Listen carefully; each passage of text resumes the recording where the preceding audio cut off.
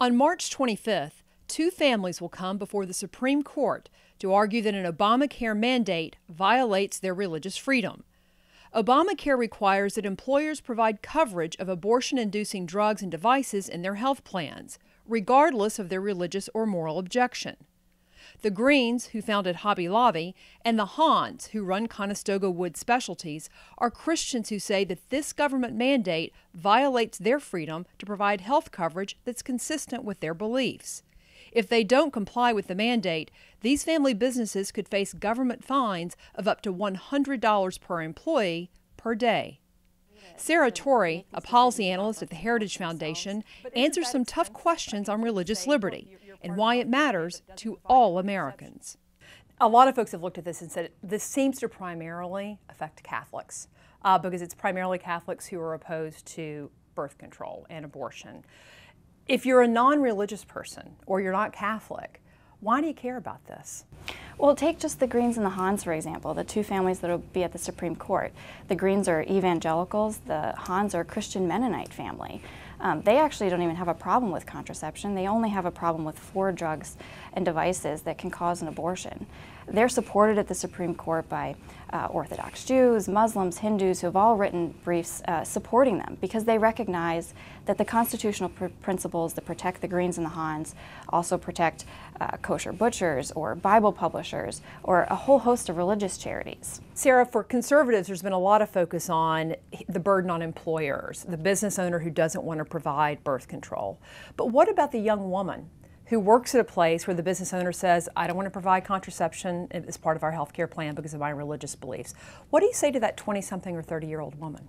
Look, she's free to go out and buy these drugs and devices and use them herself. No one is banning the use of birth control. We're simply saying that you can't use the government to force your employer to pay for those drugs and devices. You're more than free to go out to CVS, to Walgreens, to purchase these drugs on your own and use them. But you don't have the right to force the government to use its coercive power to force your family business that you work for to pay for them. So you're basically saying to a woman who works for Hobby Lobby or Conestoga Woods, hey, you're on your own. You got to go get your own birth control.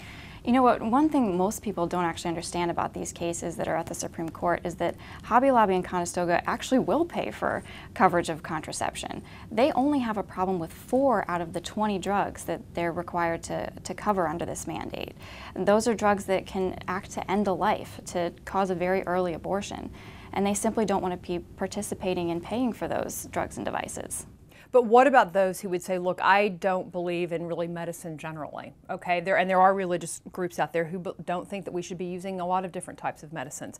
Do they have the right to say to their employees, we're not going to be providing you health care coverage? Religious freedom is a really fundamental freedom of this country. And so we've found ways to balance the fundamental freedom that we have in the Constitution to live out our faith with compelling government interests.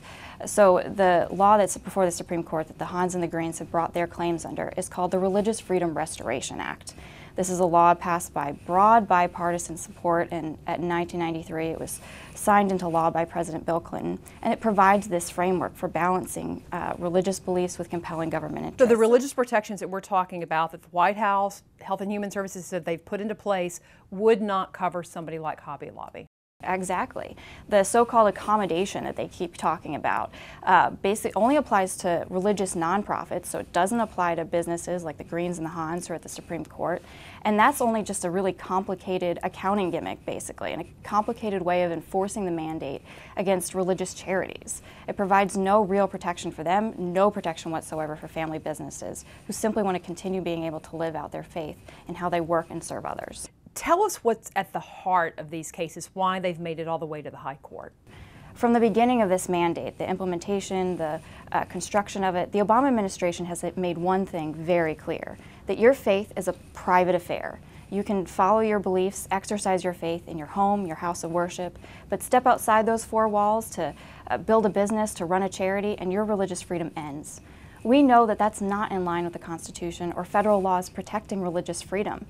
Every American, whether or not they're at home or out in the workplace, should be able to live according to their deeply held convictions.